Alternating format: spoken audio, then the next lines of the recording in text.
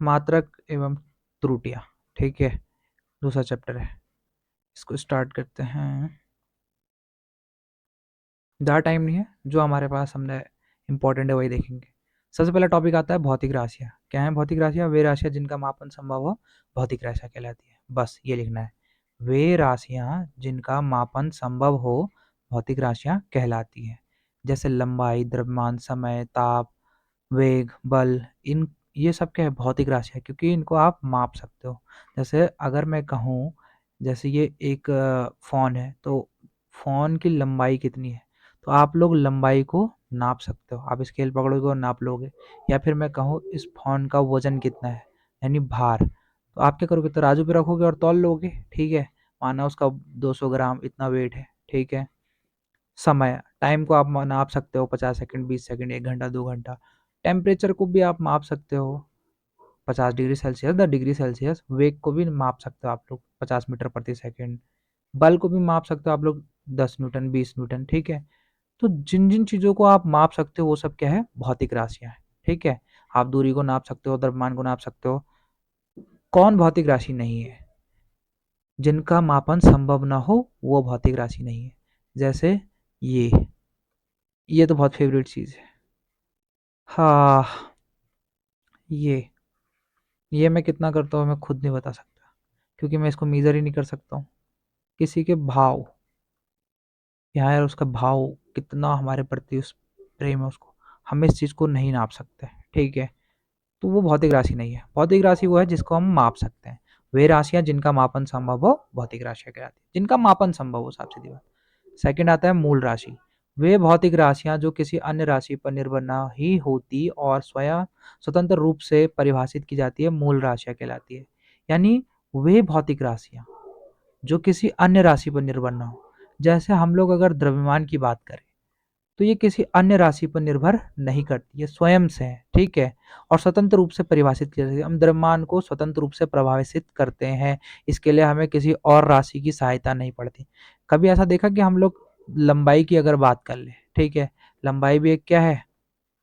मूल राशि है। अगर इसको हमने परिभाषित करना है, तो क्या हम लोग समय, तापमान इनकी हेल्प लेते हैं? नहीं, हम लोग डायरेक्ट लंबाई को परिभाषित कर देते हैं कि एक मीटर लंबाई वह लंबाई है जो पेरिस में रखे म्यूजियम में प्लेटिनम धातु की छड़ की लंबाई के बराबर है। ऐसी तो बोलते हैं हम लोग, एक मीटर लंबाई की परिभाषा। तो इसके लिए हमको किसी अन्य राशि की सहायता नहीं पड़ी, तो वो क्या है? मूल राशि। यानी वे भौतिक राशि जो किसी अन्य राशि पर निर्भर नहीं होती है और स्वतंत्र रूप से परिभाषित की जाती है, मूल राशि कहलाती है। इनकी संख्या कितनी है? इनकी संख्या होती है 7। मूल राशि केवल 7 है। और मूल राशियों के मात्रकों को मूल मात्रक कहते हैं। मूल राशियों के मात्रकों को मूल मात्रक कहते हैं। देखो, पहला आता है आपका लंबाई, ये एक मूल राशि है। दूसरा द्रव्यमान, तीसरा समय, चौथा तापमान, पांचवा विद्युत धारा, छठवां प्रकाश तीव्रता और सातवां पदार्थ की मात्रा। ये याद करना। इनका SI मात्रक क्या है? लंबाई को हम लोग मीटर में नापते हैं, द्रव्यमान को किलोग्राम में, समय को सेकंड में, तापमान को केल्विन में, डिग्री सेल्सियस में नहीं, केल्विन में, विद्युत धारा को एम्पियर में, ठीक है, प्रकाश तीव्रता को कैंडेला में और पदार्थ की मात्रा को मोल में। मीटर का प्रतीक क्या है? M, किलोग्राम का kg, ठीक है, सेकंड का S, केल्विन का K, एम्पियर का A, कैंडेला का CD और मोल का मोल। ये मात्रक याद रखना तो कितना आसान है। देखो, मीटर, ठीक है, इसका हमने M ले लिया, किलोग्राम, ठीक है, इसका हमने K ले लिया, S सेकेंड, S ले लिया, ठीक है, केल्विन K ले लिया, ठीक है, एम्पियर A ले लिया, ठीक है, एम्पियर का A ले लिया, कैंडेला इसका C और D ले लिया, और मोल तो मोल। ठीक है, मात्रक याद रखने हैं, मूल राशियों के नाम याद रखने हैं। ये आते हैं भौतिक राशि क्या है और मूल राशि क्या है। और ये मूल राशियों के सातों का नाम याद रखना, उनके प्रतीक, उनका मात्रक। ठीक है, जो भी चीज़ यहाँ पर दिख रही है उसको चुपचाप से लिखते रहना कॉपी में। ठीक है, उसके बाद आता है व्युत्पन्न राशि। वे भौतिक राशियां जो मूल राशियों के संयोजन, गुणा भाग आदि से प्राप्त होती है, व्युत्पन्न राशियां कहलाती है। या जिन्हें परिभाषित करने के लिए मूल राशियों की आवश्यकता होती है, व्युत्पन्न राशियां कहलाती है। जैसे अगर हम लोग ले लेते हैं वेग, उदाहरण के लिए वेग, वेग बराबर क्या होता है? वेग बराबर विस्थापन बटे समय। ठीक है। विस्थापन क्या है? एक प्रकार की दूरी है, ठीक है, लंबाई है। लंबाई, समय क्या है? ये मूल राशि है, ठीक है। तो यहां पर देखना, हमको इस वेग को परिभाषित करने के लिए दो मूल राशियों की आवश्यकता पड़ी, एक लंबाई और दूसरा समय। विस्थापन बटे समय, मैंने कहा नहीं कि भौतिक राशि वो जो मूल राशियों के संयोजन गुणा भाग, यहाँ पर भाग करने से प्राप्त हो रहा है, या जिन्हें परिभाषित करने के लिए मूल राशियों की आवश्यकता होती है। तो वेग को परिभाषित करने के लिए हमें विस्थापन और समय दो मूल राशियों की आवश्यकता हुई। ऐसी त्वरण, त्वरण बराबर क्या होता है? त्वरण बराबर होता है वेग परिवर्तन की दर बटे समय, वेग परिवर्तन की दर, ठीक है। वेग यानी ये दो ऐसे आगे, समय दोबारा आ जाएगा। अच्छा, बल, बल बराबर क्या होता है? एफ बराबर एम ए, द्रव्यमान, एम क्या है? द्रव्यमान, गुणा गया ए क्या है? त्वरण। और त्वरण को फिर परिभाषित करने के लिए हमें क्या चाहिए?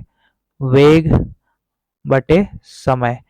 और वेग को परिभाषित करने के लिए क्या चाहिए? दूरी बटे समय, या विस्थापन बटे समय। तो दूरी, समय, समय, द्रव्यमान, किसकी सहायता पड़ रही है हमको? देख रहे हैं किसकी सहायता पड़ रही है? मूल राशियों की सहायता पड़ रही है। तो ये क्या है? व्युत्पन्न राशि है, जो उस चीज से उत्पन्न हुई है, गुणा भाग करने से हमको मिला है, ठीक है। बल, कार्य, ऊर्जा, घनत्व आदि। जैसे ऊर्जा देख लो, अगर हम गतिज ऊर्जा की बात करें तो गतिज ऊर्जा क्या होता है? Half m v square. M क्या है? फिर द्रव्यमान आ गया। वेग क्या है? वेग, वेग एक व्युत्पन्न राशि है, वेग एक व्युत्पन्न राशि है, लेकिन वेग को फिर परिभाषित करने के लिए बात वही आ जाती है, हमें लंबाई और समय की जरूरत पड़ती है। तो ये वेग भी तो खुद किस पे निर्भर कर रहा है? दो मूल राशियों पर निर्भर कर रहा है, ठीक है। अब आता है पूरक राशि। वे भौतिक राशियां जो कोणों के मापन से संबंधित होती है, पूरक राशियां कहलाती है। यानी वे भौतिक राशियां जो कोण, थीटा, कोण मापने के लिए जो यूज होती है वो पूरक राशियां कहलाती है। दो है, एक समतल कोण जिसका मात्रक होता है रेडियन, दूसरा है ठोस कोण जिसका मात्रक होता है स्टेरेडियन, ठीक है। समतल कोण क्या है? वृत्त की परिधि पर स्थित दो बिंदुओं को केंद्र से मिलाने पर जो कोण बनता है उसे समतल कोण कहते हैं। ये हमेशा के लिए डेफिनेशन याद रहेगा, बहुत सस्ता डेफिनेशन मैंने लिखा है कि वृत्त की परिधि पर, ये जो ये हिस्सा है, ये जो ये वाइट वाइट है, ये क्या है? वृत्त की परिधि। तो वृत्त की परिधि पर स्थित एक बिंदु ये, एक बिंदु ये, वृत्त की परिधि ये है ना, इतना, वृत्त की परिधि पर स्थित दो बिंदु, दो बिंदुओं को केंद्र से, देख रहे हो ये क्या है? वृत्त का केंद्र, इसको ओ कर लेते हैं। केंद्र से, केंद्र से मिलाने पर जो कोण बनता है, यहां पर क्या बनना है? कोण, कोण मतलब कोना। यानी वृत्त की परिधि से, ये वृत्त की परिधि से दो बिंदुओं से केंद्र को मिलाने पर जो कोण बनता है, ये जो कोण बना है यही क्या है? समतल कोण कहलाता है। यहाँ पर वृत्त है, ठीक है। समतल कोण का ऐसा ही मात्रक है रेडियन, ठीक है। इसका सूत्र क्या है? थीटा बराबर एस अपन आर, ठीक है। यानी कोण बराबर चाप बटे त्रिज्या, ठीक है। चाप, यह है इसकी चाप, इतनी दूरी, ठीक है। वृत्त की परिधि पर जो दूरी है ये एस, और ये होगी वृत्त की त्रिज्या आर, ठीक है। समझ गए? अब वृत्त की त्रिज्या, त्रिज्या तो हमेशा नियत ही रहेगी, चाहे इस किलो चाहे इस किलो, उतनी ही तो त्रिज्या आएगी, ठीक है। तो इसलिए चाप बटे त्रिज्या यानी थीटा, थीटा बराबर, यहाँ पर क्या है? थीटा, थीटा बराबर एस अपॉन आर, ठीक है। अच्छा, एक पूरा चक्कर, जैसे अगर मैं यहाँ पर ऐसे लूं और इसको यूं एक पूरा चक्कर काटूं, तो कितने डिग्री वृत्त घूमेगा? 360 डिग्री, ठीक है। तो 360 डिग्री यानी एक पूरा चक्कर काटेगा तो कितने डिग्री का कोण बनेगा? 360। तो उसमें जो है कि टोटल कितना रेडियन होगा? 2 पाई रेडियन। कैसे आया देखो, थीटा बराबर क्या है? S upon r. तो थीटा बराबर एस, एस क्या है? ये चाप, और चाप अगर वो पूरा घूमेगा तो वृत्त की पूरी परिधि, वृत्त की परिधि कितनी होती है? 2 पाई आर, और बटे में क्या है यहाँ? आर, तो बटे में आर, आर से आर काटा तो थीटा बराबर क्या आया? 2 पाई, ठीक है। ऐसे आया 2 पाई रेडियन, यानी एक पूरा चक्कर 360 डिग्री में 2 पाई रेडियन का कोण बनता है, ठीक है। अब नेक्स्ट आता है हमारे पास ठोस कोण, ठीक है। गोले के किसी क्षेत्रफल द्वारा, ये गोला है, वृत्त 2D शेप है क्योंकि इसकी लंबाई है, इसकी चौड़ाई है, लेकिन जो मोटाई है वो नहीं है। और ये 3D शेप है क्योंकि इसकी लंबाई है, चौड़ाई है और प्लस मोटाई भी है कि नहीं है? मोटा है, 3D शेप है, 3 डायमेंशनल है। तो गोले के किसी क्षेत्रफल द्वारा, मैंने कहा गोले के किसी क्षेत्रफल द्वारा, मान लेते हैं इतने क्षेत्रफल से हम लोग क्या कर रहे हैं, उसके केंद्र पर अंतरित कोण, मान लेते हैं गोले का केंद्र यहाँ है, तो एक ये और एक ये, इसको शंकु कोण भी कहते हैं। हाँ, गोले के किसी क्षेत्रफल, ये क्षेत्रफल हो गया एरिया, ठीक है, ऊपर से उसके केंद्र पर, माना ये गोले का केंद्र है, अंतरित कोण, जो कोण हम अंतरित करते हैं ठोस कोण कहते हैं, ठीक है, यानी वृत्त के किसी क्षेत्रफल से उसके केंद्र पर जो अंतरित कोण होता है उसको हम लोग ठोस कोण कहते हैं, ठीक है। अब याद रखना यहाँ पर त्रिज्या, ठीक है। अब देखो, इसको हम लोग दर्शाते हैं स्टेरेडियन से, इसका मात्रा क्या है? स्टेरेडियन। तो स्टेरेडियन बराबर एरिया अपॉन ए, यानी एरिया अपॉन आर स्क्वायर, ठीक है, ए बाई आर स्क्वायर, ठीक है, इसका समझ गए। ऐसा ही मात्रा क्या है इसका? स्टेरेडियन, ठीक है। एक पूरे गोले का ठोस कोण, ठीक है, कितना होता है? 4 पाई स्टेरेडियन। कैसे आया? एक गोले का पूरा क्षेत्रफल कितना होता है? गोले का क्षेत्रफल कितना होता है? 4 pi R square, 4 pi R square, इतना ही होता है यार गोले का, भूल गया। गोले का, हाँ, 4 पाई आर स्क्वायर ही तो है, 4 पाई आर स्क्वायर, ठीक है। तो एरिया कितना हो गया टोटल? 4 पाई आर स्क्वायर, ठीक है, और बटे में आर, ठीक है, ये आर से आर कटा, ठीक है, तो कितना आया? 4 पाई आर, ठीक है,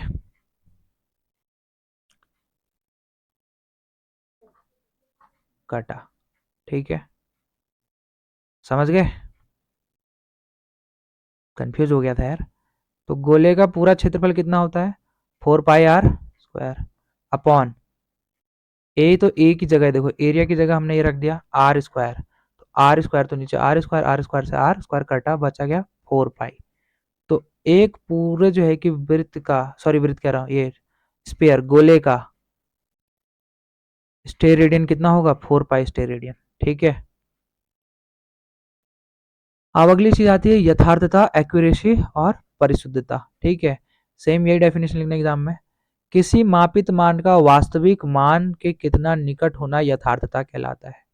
यानी आपने लैब में गए और मेजरमेंट कर रहे हो, ठीक है, हम एक एग्जांपल ले लेते हैं यहाँ पर, गुरुत्वीय त्वरण जी का मान कितना होता है? 9.8 मीटर प्रति सेकेंड स्क्वायर, ठीक है। अब मान लेते हैं हम लोग लैब में निकाल रहे हैं, मेजरमेंट कर रहे हैं, तो हमारा जो है कि 9.9 आया, कभी 10.1 आया, कभी 8.4 आया, ठीक है, ऐसे करके हमारा आया, ठीक है, वैल्यू। तो इसमें से अधिक यथार्थ तो कौन है? 9.9, क्योंकि ये उसके वास्तविक मान से अधिक निकट है। देखो 10 में ज्यादा अंतर हो जाएगा, 10 में कुछ ज्यादा अंतर नहीं होगा, कुछ ज्यादा ही आगे चले गया, ठीक है। माना किसी चीज का मान 2 है और आप माप रहे हो 3 आ रहा, 4 आ रहा या फिर 1 आ रहा, ठीक है, तो इसमें 2 अधिक यथार्थ है, 1 और 3, क्योंकि हम ये अपने वास्तविक मान के अधिक निकट है, ठीक है। तो 9.9 अधिक निकट है 9.8 के, क्योंकि इनके उसमें सिर्फ कितने की अंतर है? 0.1 का अंतर है कि नहीं है। और परिशुद्धता, किसी राशि के बार बार मापन करने पर प्राप्त मानों का आपस में कितना निकट होना परिशुद्धता कहलाता है। परिशुद्धता का मतलब है कि आप कितने बार सही सही माप रहे हो, ठीक है। माना आपने 9.9, 8.4, 9.6, ठीक है, 9.5, 9.6 ऐसे आ रहा, तो कौन अधिक परिशुद्ध है? ये जिसका रिपीटेशन बार बार हो रहा है। जैसे माना ना आपने 9.5, 9.6, फिर आपका 9.5, फिर आपका आ रहा 9.8, फिर 9.5, तो कौन अधिक परिशुद्ध है? जो बार बार आ रहा है, ये रिपीटेशन हो रहा है ना इसका, इसका मतलब ये क्या है?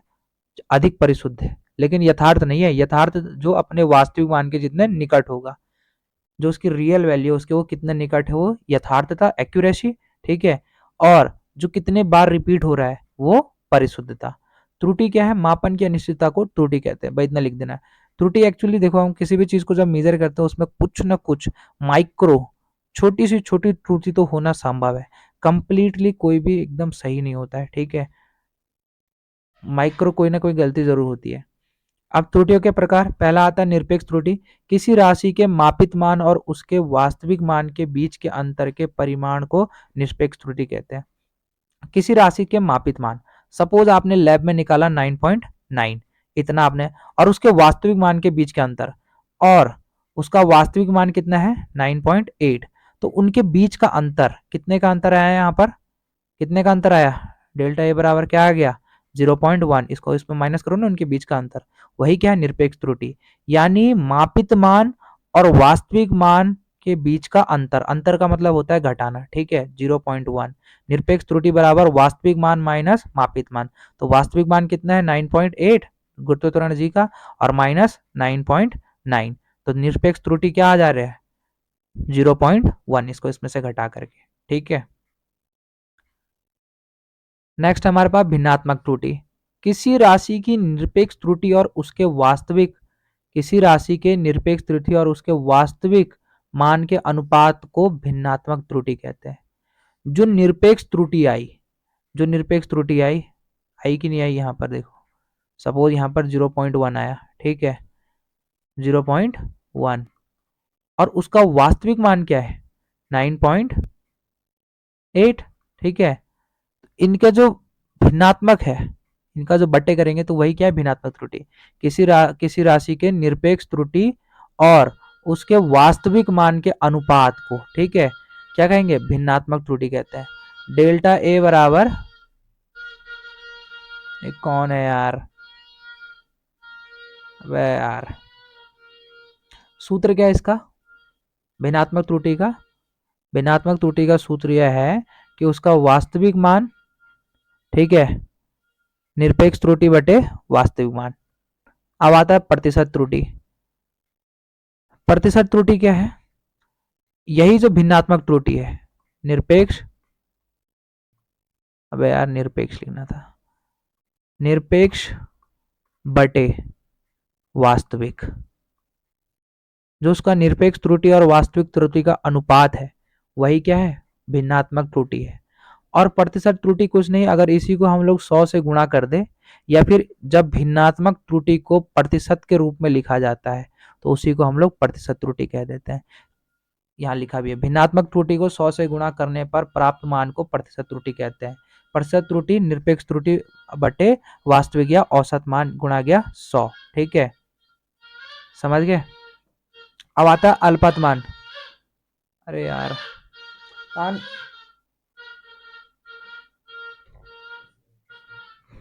पहले एक चीज मैं यहाँ पे जरा पूछ लूं कि हमें प्रतिशत त्रुटि की जरूरत क्यों पड़ी, और यही आता है एग्जाम में ज्यादातर निकालने के लिए भी, और पूछता भी है प्रतिशत त्रुटि क्या है, ठीक है, 1 नंबर या 2 नंबर में आ जाता है। क्योंकि देखो दो भाई की कहानी है, एक का जो है कि 1600 नंबर का पेपर था, ठीक है, और वो लेके आया 700 नंबर, ठीक है, एक का जो है कि 500 नंबर का पेपर था, जो कि हमारा होता भी है 5 सब्जेक्ट का, ठीक है, और हम लेके आए 432 नंबर। अब सुनने में क्या लग रहा है कि ये ज्यादा नंबर लेके आए 700, और हम ला रखे हैं 432, ठीक है, ला रखे कि नहीं ला रखे, लेकिन इसी चीज को जब हम परसेंटेज के रूप में देखेंगे, जैसे एक बेटा है वो 1600 में से 700 नंबर लेके आ रखा है, एक बच्चा 500 में से 432 नंबर लेके आ रखा है, माता पिता क्या बोलेंगे कि तेरे इसके 700 नंबर, तेरे 432 नंबर, तू तो अनपढ़ है, गवार है, ये देख कितना अच्छा पढ़ रहा है 700 लेके आ रहा है। लेकिन एक्चुअल क्या है, एक्चुअल देखो 1600 में से 700, 1600 का 50% कितना हो गया, 50% हो गया 800, ठीक है, आठ, आठ दूनी 16, लगभग जो है कि इसका 40 समथिंग, कुछ 45-46% आ रहा है, ठीक है, 48% लगभग। और बच्चे के यहाँ देखो इसके कितना आ रहे हैं 400, इसका हो गया 90, 5, 80%, ठीक है, समथिंग 83% तक आ रहे हैं इसके, लाइक, ठीक है, 82 to 83% आ रहे हैं इसके, इतने आ रहे हैं। तो एक्चुअल में ज्यादा नंबर लेके आया कौन था, ये 432 वाला, इसलिए जब हम प्रतिशत के रूप में लिखते हैं तो हमें समझ में आता है कि कितने की त्रुटि हुई है। ऐसी त्रुटि में हमको समझ में नहीं आता, परसेंट के रूप में पता चलता है कि कैसी त्रुटि हुई है। इसलिए हम लोग त्रुटि को हमेशा प्रतिशत में निकालते हैं, इसलिए हमने प्रतिशत त्रुटि की आवश्यकता होती है। अल्पतमान क्या है? किसी मापन यंत्र द्वारा मापी जा सकने वाली सबसे छोटी माप को उस यंत्र का अल्पतमान कहते हैं। अल्पतमान का मतलब यह है कि कोई यंत्र है, वो सबसे न्यूनतम, वो न्यूनतम कितना नाप सकता है। जैसे हमारी जो स्केल होती है, ठीक है, एक यहाँ पर देखो ऐसे ऐसे खांचे बने होते हैं, ठीक है, ये 1 सेंटीमीटर है, ठीक है, लेकिन ये सबसे छोटा कितना नाप सकता है? 1 सेंटीमीटर में कितने मिलीमीटर? 10। ये 1 मिलीमीटर को ढंग से नाप सकता है, 1 मिलीमीटर को, ठीक है। और इसके अलावा आता है हमारा क्या कहते हैं, ये स्क्रू गेज वगैरह आता है, वर्नियर कैलिपर्स, दो और यंत्र आते हैं, वो 0.1, 0.001, जो हमारा वर्नियर कैलिपर है वो 0.1 को नाप सकता है, जो हमारा स्क्रू गेज है वो 0.001 तक नाप सकता है, ठीक है। लीस्ट काउंट मतलब वो न्यूनतम कितना नाप सकता है, कम से कम कितना सही सही तरीके से वो नाप सकता है, ठीक है। तो एक स्केल 1 मिलीमीटर को ढंग से नाप सकती है, ठीक है, और बाकी ये दो यंत्र और भी छोटे को ढंग से नाप सकती है। अब आते हैं सार्थक अंकों के नियम। सार्थक अंक के नियम नहीं पूछता, निकालने के लिए आता है, ठीक है। तो कह रहा है सभी शून्य से भिन्न अंक 1 से 9 हमेशा सार्थक अंक होते हैं। जैसे एक एग्जांपल है 4, 5, 6, इसमें 4, 5, 6 तीन सार्थक अंक है। कितने सार्थक अंक है? 3। दो अशून्य अंकों के बीच, दो अशून्य अंक, एक 1 है, एक 5 है, आने वाले शून्य भी सार्थक अंक होते हैं। ये अशून्य अंक है ना, ये शून्य कहाँ है? 1 और 5, तो उनके बीच में दो शून्य अंक आ गए, तो ये जो बीच में आएंगे किसी भी अशून्य अंकों के बीच में, सपोज 4 और 5 के बीच में जितने भी अशून्य संख्यों के बीच में जितने भी शून्य आएंगे, सपोज 3 आ गए, वो भी क्या हो जाएंगे? सार्थक अंक। तब टोटल कितने सार्थक होंगे? 1 2 3 4 5, कितने हो गए? 5। यहाँ पर देखो 1 2 3 4, तो 4 सार्थक अंक है। दशमलव के दाईं ओर, इधर ओर, ठीक है, दाईं ओर किसी अशून्य अंक के बाद आने वाले शून्य सार्थक होते हैं। यानी अगर दशमलव के बाद जो अशून्य अंक जैसे 3 है, उसके बाद जितने भी शून्य आ रहे हैं वो क्या है? सार्थक अंक है। जैसे 1 2 3 4, कितने सार्थक अंक है? 4।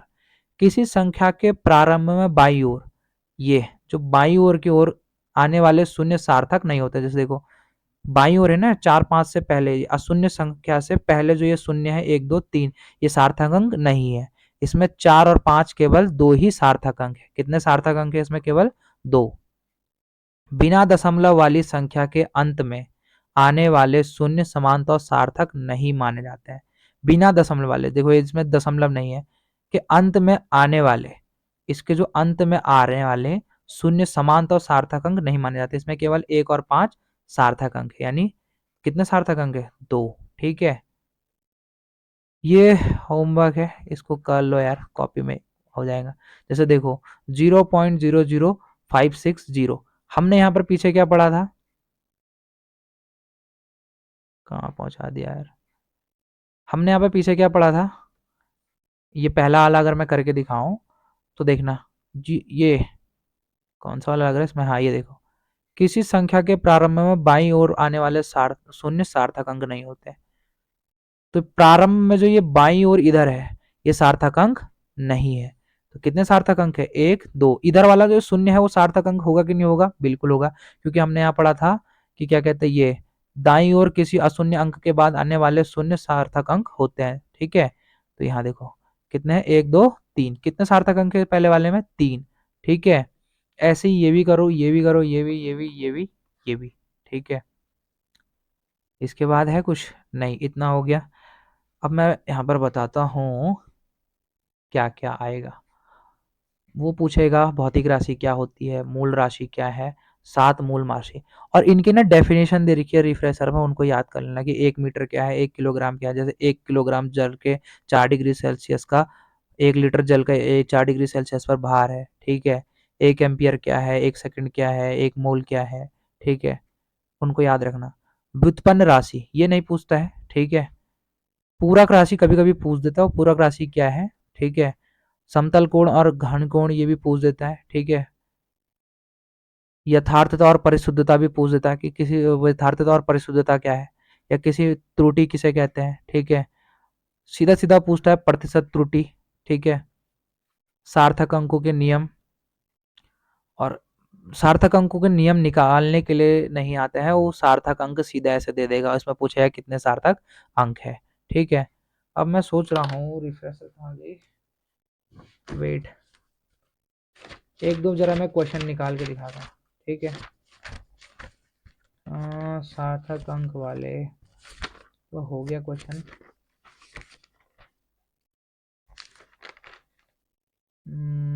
प्रतिशत त्रुटि,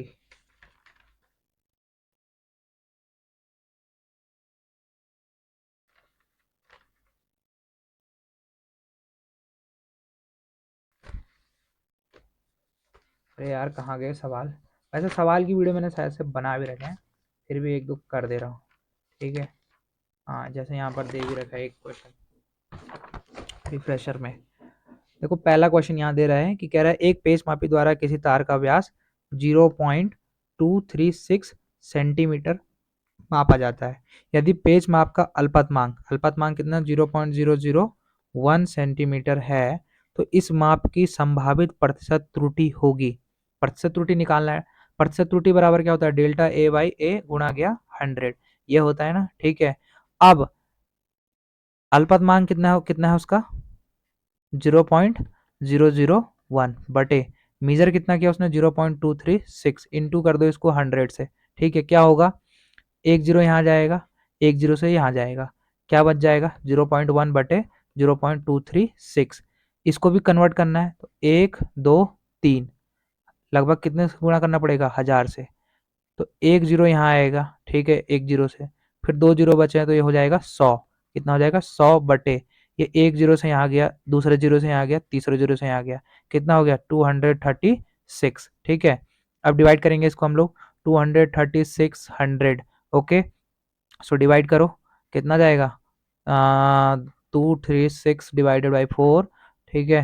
सोचो को 24, 24 का 4 हासिल पर 2, 4 तिया 12, 12 2 तेरा 14 हासिल पर 1। ठीक है। 4 दूनी 8 1 9, 944, 4 ही से जाएगा 944। ठीक है। कितना बचेगा 944 6 50 56। ठीक है, 56 बच गया।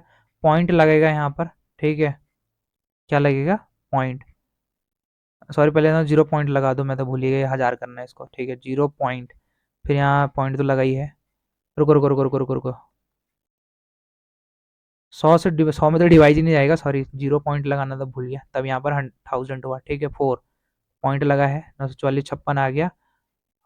ठीक है, पॉइंट लगा तो इसके आगे जीरो लग सकता है, तो 236 गुणा गया 2, 6 दूनी 12, 12 का 2 हासिल ऊपर 1, 2 तिया 6 1 7, 2 दूनी 4, 472 आ रहा है, 472 टू जा। ठीक है, कितना हुआ फिर, हाँ इतना, हाँ तो लगभग इतना, दो ही अंक, दशमलव के 2 ही अंक तक।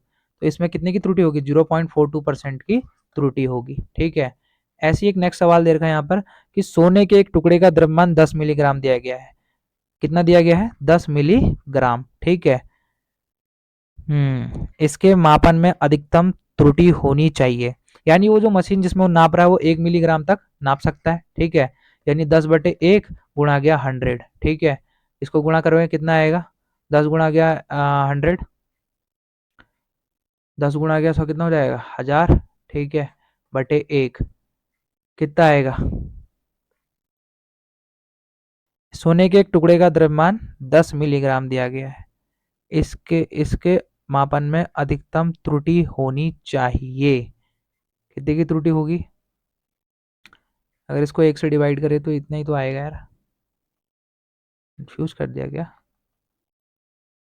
कह रहा है सोने के एक टुकड़े का द्रव्यमान 10 मिलीग्राम है, 10।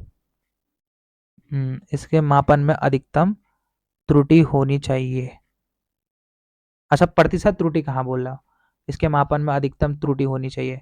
10 बटे 1 काटेंगे तो आएगा 10, तो 10% की त्रुटि होगी। ठीक है। और उसके बाद आता है तीसरा क्वेश्चन। तीसरा क्वेश्चन क्या है, पेच मापी द्वारा किसी गोले का व्यास मापने में 2% की प्रतिशत त्रुटि होती है, गोले के आयतन की गणना में प्रतिशत त्रुटि होगी। ठीक है, कोई गोला है 3D शेप है, तो उसका व्यास मापने में, ठीक है, डायमीटर मापने में कह रहा है वो 2% की त्रुटि। ठीक है, गोले के आयतन की गणना में प्रतिशत त्रुटि होगी, तो गोले का व्यास नापने में इतनी प्रतिशत की त्रुटि हो रही है। गोले का आयतन, गोले का आयतन क्या होता है? गोले का आयतन, गोले का आयतन गोले का आयतन 4/3 पाई r क्यूब, 4/3 पाई r क्यूब, ठीक है। तो 4/3 तो कांस्टेंट है, पाई भी कांस्टेंट है, ठीक है। तो आर की वैल्यू, चूंकि व्यास नापने में 2% की त्रुटि कर रहा है, तो ये नापने में भी, त्रिज्या नापने में भी 2% की त्रुटि करेगा, तो 2 की घात 3, ठीक है। तो डेल्टा ए बराबर क्या आ जाएगा? ये इसके साथ गुणा हो जाएगा, 2 गुणा गया 3 बराबर डेल्टा ए बराबर 6%। तो 6% की त्रुटि होगी, ठीक है। ऐसे करके क्वेश्चन करने होते हैं, ठीक है। वैसे मैंने क्वेश्चन की वीडियो बना दिया, लेकिन एक डेमो दे रहा था, ठीक है। तो ये चैप्टर भी हो गया खत्म, ठीक है। फिर से बोल दे रहा हूँ, भौतिक राशि, मूल राशि और ये सब व्युत्पन्न, समतल कोण, यही आते हैं चैप्टर से और सार्थक अंक निकालने के लिए, ठीक है। इसके बाद नेक्स्ट वीडियो बना रहा हूँ।